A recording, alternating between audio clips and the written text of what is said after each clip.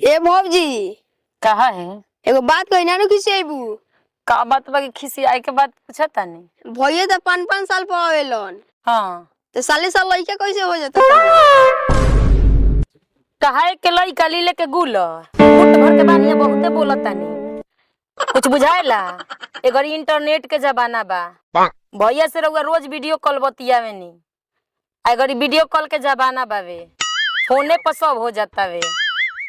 हमरा के बुढ़वा पूछे तारू अब डाउनलोड करके आइल बानी। वीडियो कॉल बोलाई का होता?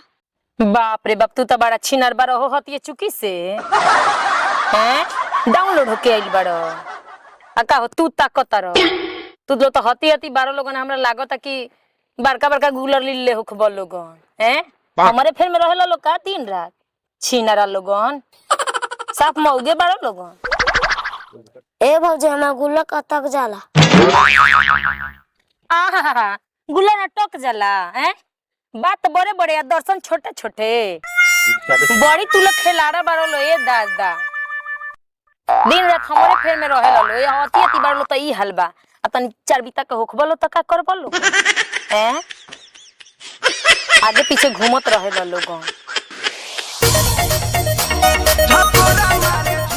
दया गइले भैया आ गेलन। यही सब फेर में रहबे करल बा लोगन। तू लोग के आवता के जाता छोट छोट लड़का सके फेरा में पड़ल रहता लू। छोट छोट ना कहावत एगो नहीं खे बुट भर के आदमी आ केंगो दिन पुरान का लोग कहानी कहत रहे उहे इनका लोग के हाल बावे। इहो बात बटे हमारे फेर में रहता लो। चलू तो भागा सो के सर काहे भागी सो दारलो सटिया ही भर के दुआरियो करले बर लइका रहे हैं। भौजी के डेली तू काहे आवेला?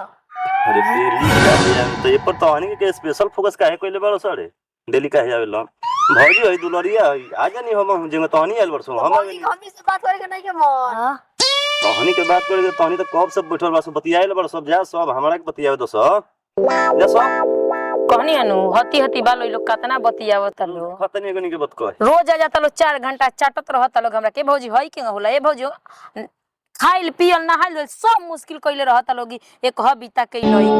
भौजी चाटा तरी से तू उजर बाड़ू। भाग भड़ुआ यही फेर में रहेला लो।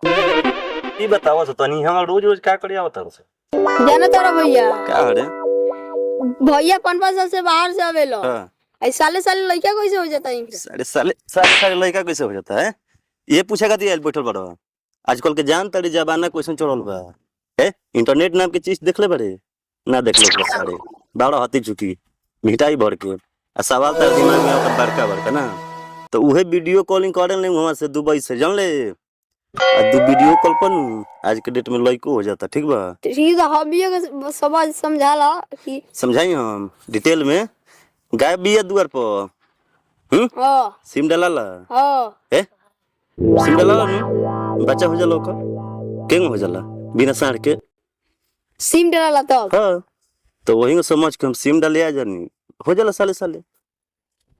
अच्छा तू ही सिमा साले साल डाले लो। हां हम ही साले साले डाले दी तब नहीं क्या होला बुका साला ले ई सरबाने से टियाई भर के का पूछा ताने से बताओ देखत नहीं नु साफ मौगा बालो पतिए चुकी से सब जानता लो। सर देखो तीन धड़वाओ से मत कहियो चल काम हो जावा तो निकोला रोज